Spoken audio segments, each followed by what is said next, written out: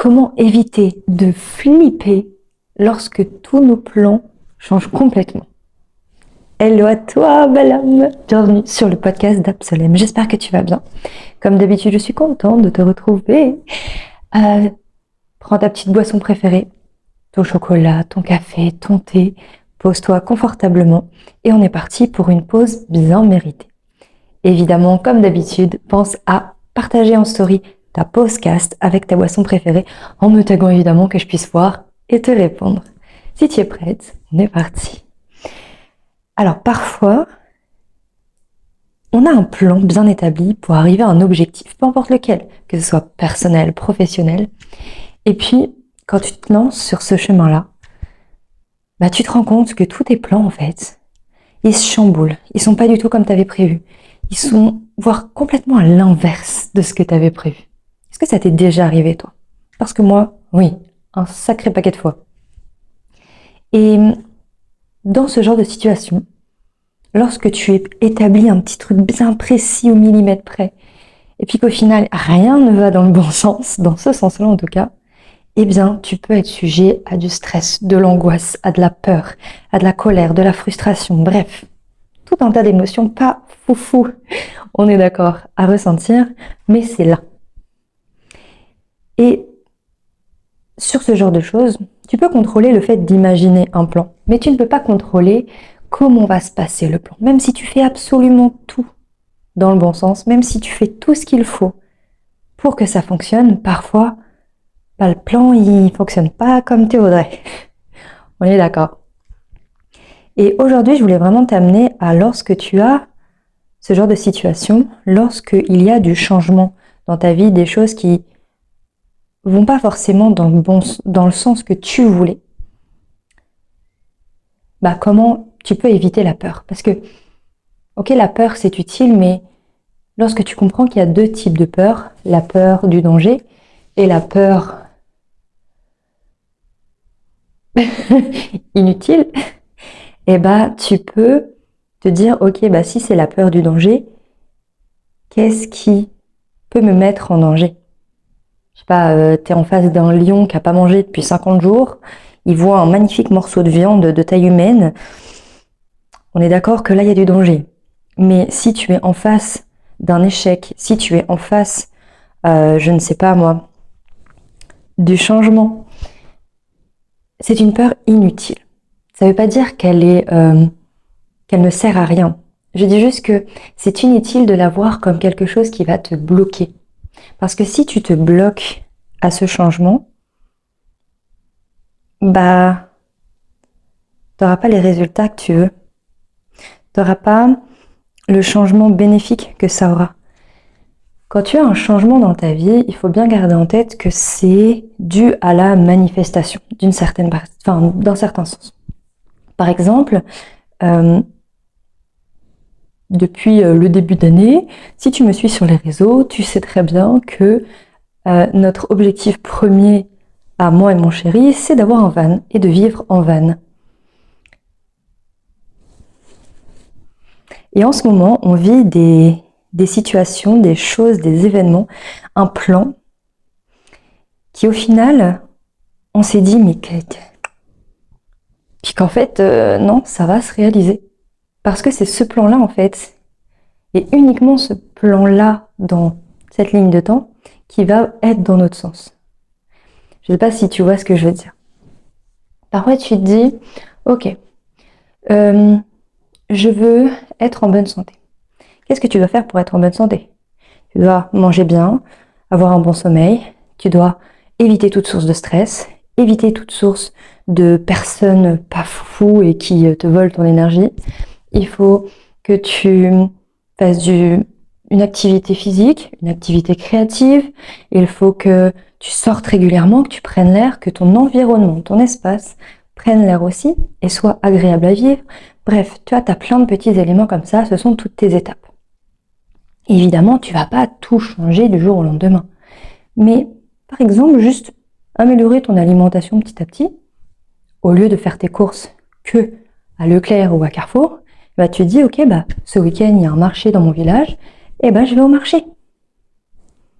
C'est un petit changement, Mais c'est pas effroyable, tu vois, mais c'est le petit changement qui va faire que ça va améliorer tout le reste en décadence, évidemment, si tu le suis.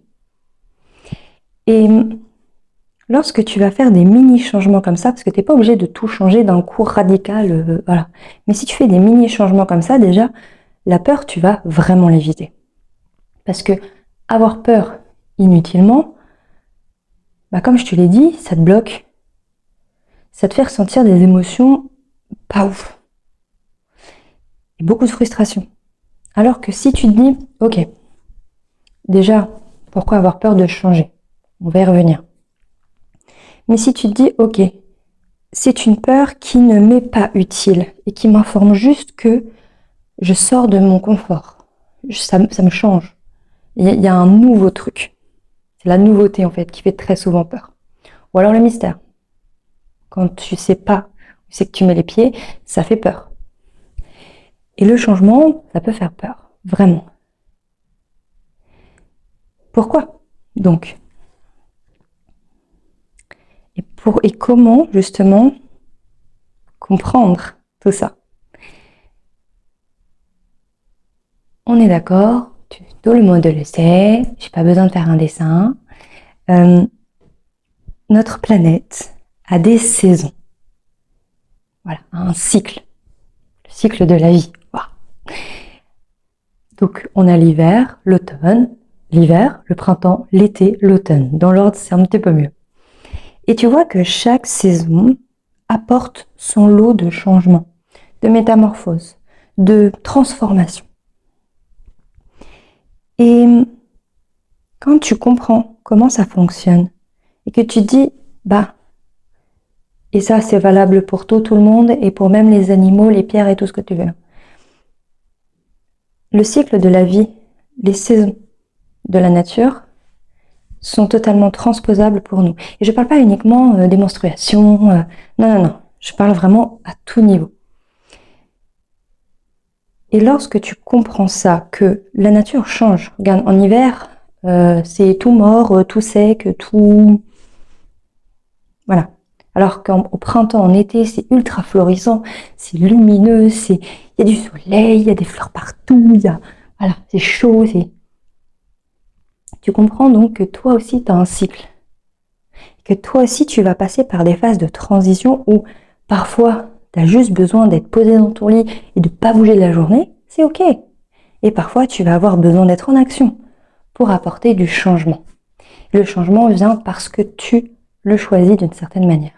Si tu décides de rester dans ton petit coin, à subir toute ta vie, dans le job qui ne te plaît pas, je m'essouffle toute seule, dans ce job qui ne te plaît pas, qui te prend tellement d'énergie, où tu vois même pas ta vie passer en fait, où tu es là et puis t'arrives même pas à prendre soin de toi, t'arrives même pas à être en paix, t'arrives même pas à vivre pleinement.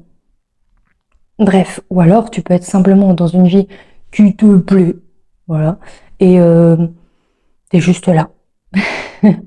Tu fais ce que tu as à faire et voilà. Tu peux choisir ça, mais tu peux aussi choisir d'apporter du changement. Qu'est-ce que tu veux vraiment? Et là, on va plus parler de manifestation. Qu'est-ce que tu veux manifester? Quelle est la vie que tu veux vivre et manifester? Si ça te tente, on peut en faire un épisode entier pour que celui-ci soit pas trop long. Tu me dis dans les commentaires ou sur Insta si un épisode complet sur comment manifester efficacement, concrètement, ça t'intéresse. Et puis comme ça, je te ferai un petit épisode dessus aussi. Parce que j'ai appris plein de trucs, surtout en ce moment. Donc, si je peux te les partager, moi ça me va. Bref, du coup, quand tu commences à manifester, même si c'est juste aller au kebab, même si c'est juste, je ne sais pas, un nouveau pantalon, eh bien, inconsciemment, tu vas attirer des changements, des actions que tu ne fais pas d'habitude, qui vont t'amener à ce changement, à cette réalisation. Donc le changement, c'est bénéfique. Quand tu es au printemps et que tu as tes belles fleurs, tout ce qui comporte la vie comporte la mort. Alors, comme ça, c'est un peu sinistre, mais quand tu prends conscience de ce qui est vraiment la mort, eh bien, tu vois que c'est la vie. Je sais pas comment le dire, c'est un peu complexe, bref. Mais tu vois qu'il n'y a rien de oh là là, mince, il n'y a rien d'affreux en fait. C'est normal, c'est même bien, c'est nécessaire. C'est nécessaire. S'il y a la vie, il y a la mort. S'il y a la mort, il y a la vie. Yin et yang, voilà, voilà. Et du coup, une fleur, elle va faner et puis elle va mourir. Mais en hiver, elle est plus là. Mais justement, au printemps, elle ne revient pas. Une nouvelle revient. Là, on a un changement, tu vois. Bref, c'est vraiment toujours dans ce mouvement-là. Et tu vois que la vie, c'est le mouvement. Généralement circulaire, un cercle. Si tu vois la signification du cercle, tu vas comprendre plein de trucs aussi par rapport à ça. Parce que la vie, c'est vraiment l'Ouroboros. C'est vraiment le cycle continu, le cercle continu. Il n'y a pas de fin. C'est encore et encore. Les saisons, on est d'accord qu'il n'y a pas de fin. L'hiver, c'est même tout sec, tout plat. Ça n'empêche qu'il y a la vie derrière, le printemps. Donc tu vois que même si quelque chose, quand on parle de changement, il y a aussi le fait de se séparer de certaines choses. Là en ce moment, je fais un grand nettoyage de printemps et je me sépare de plein de trucs. Ça ne veut pas dire justement que je vais manquer. Ça ne veut pas dire que... En fait, ça veut juste dire que lorsque tu te sépares de certaines choses, de certaines personnes, de certaines situations qui ne te plaisent plus, qui sont plus pour toi, tu vois, eh bien ça t'amène justement à un changement, toujours positif. Le changement, c'est toujours positif. Et ce changement, en fait, c'est pour apporter plus de place à de nouvelles choses qui sont plus alignées avec toi, qui sont plus en symbiose avec toi. Regarde, en hiver, alors, étant fille d'agriculteur, je sais qu'en hiver, tout ce qui est champ et tout, il n'y a pas un pet d'herbe, de blé ou de maïs dans les prairies. Parce que justement, la terre se repose afin de laisser assez de place pour la nouvelle culture, le nouveau champ de blé, le nouveau champ de maïs, que sais-je. Et en fait, c'est se reposer pour que la terre reprenne tous ses nutriments afin de repartir en action. En plus là, je te le rappelle, se reposer, c'est la base même et nécessaire de toute action et de toute réussite. Je ne le dirai jamais assez. Mais tu vois que même les saisons, la nature qui est la plus grande travailleuse du monde entier, oui, à côté toi t'es niette, hein, vraiment, eh bien, elle a cette phase de je me pose pour laisser de la place au changement. Tu vois un peu le truc ? J'apporte ce nouveau mouvement qui va repartir au printemps, avec l'arrivée du soleil, tout ça, tout ça. Et puis, en parlant de mouvement, je voulais aussi venir à quelque chose qui n'a pas l'air comme ça ultra racolé, mais tu vas voir qu'il y a quand même une connexion. Donc on est d'accord, il y a les saisons à l'extérieur, mais il y a aussi les saisons à l'intérieur. Comme je t'ai dit, il n'y a pas que les menstrues. Il y a ton énergie en termes généraux. Et ton énergie, lorsque tu la fais circuler dans ton corps, avec tes actions, avec ton mouvement, parfois elle peut être bloquée. On va parler de chakras bloqués, machin. Bref. Et du coup, quand tu es en action, certes tu es en mouvement, mais parfois tu es dans des mouvements qui ne sont pas forcément adéquats et nécessaires pour aller dans le changement que tu désires, que tu manifestes. Vois-tu ? Par exemple, si tu manges de la soupe, alors que ce que tu veux c'est... non, c'était pas... L'exemple était un peu nul. Alors que ce que tu veux c'est... je sais pas, j'ai même pas d'idée. C'est pas grave. Ah, parfois, je me lance dans des trucs. En fait, ton corps lui-même fonctionne de la même façon que la planète. Donc, avec ces saisons, tu vas avoir ton temps de repos qui va te permettre d'être en action derrière. Mais justement, lorsque tu laisses trop circuler ton énergie, ou lorsque tu ne laisses plus circuler ton énergie dans ton corps, il va y avoir des dysfonctionnements. Ton énergie va se bloquer à certains endroits.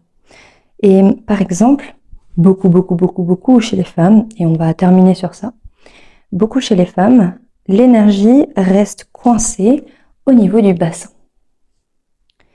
Parce que tu laisses pas ta créativité totalement libre.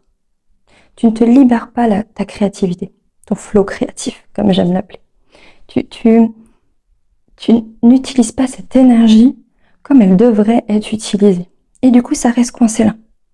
Tu ne mets pas cette énergie en mouvement pour t'apporter ce changement, sûrement pas par peur du changement. Et je le rappelle, cette peur du changement, c'est juste et uniquement parce que tu as peur déjà que tes plans, de ressentir de la frustration, de la colère, des émotions pas ouf, parce que tes plans ne sont pas cadrés ultra stricts comme tu le voulais. Et là, on parle plus de désir de contrôle. Mais tu ne peux contrôler que ce qu'il y a à l'intérieur de toi et non à l'extérieur.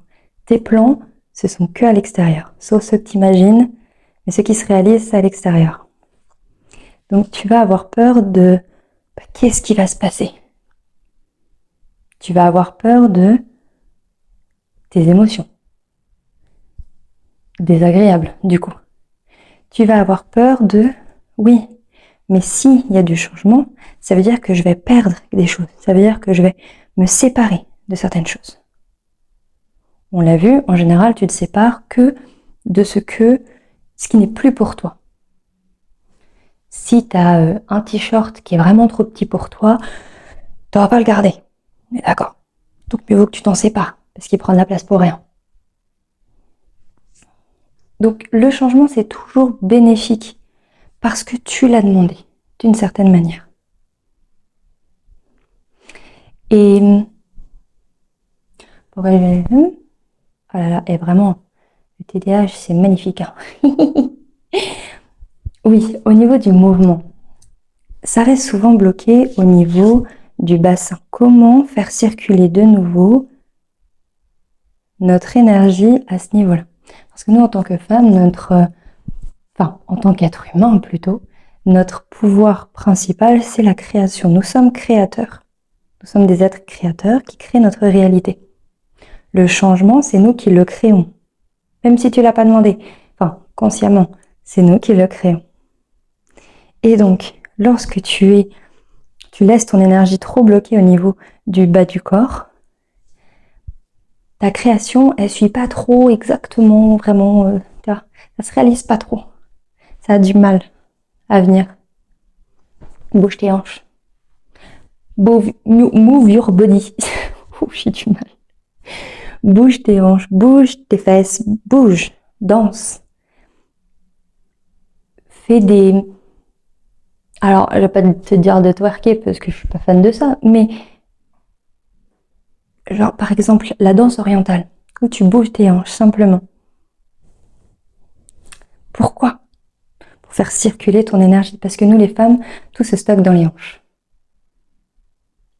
Au niveau de l'énergétique surtout. Donc du coup, ça va se répercuter sur autre chose, tu vois ce que je veux dire. Et évidemment, même marcher, ça fonctionne. Mais il faut bouger ses hanches pour faire circuler cette énergie créatrice et reprendre ton pouvoir aussi. Ça fonctionne comme ça aussi. Parce que ton corps, chaque mécanisme qu'il a, chaque fonctionnement qu'il a, va avoir un impact sur ta vie. Et reprendre conscience de ça, pour moi j'appelle ça sa médecine, et tu reprends ton pouvoir d'être humain, d'être créateur. Tu reprends le contrôle de ta réalité que tu crées. Et ainsi, du coup, va s'en suivre que tu ne te laisses plus subir par tout ce qu'il y a. Mais au contraire, tu t'amuses à créer la réalité que tu veux vivre. Sans illusion. Voilà, moi, ce que je t'amène à faire. Donc aujourd'hui, là, tu finis ta petite boisson et tu vas te mettre une playlist qui va bouger.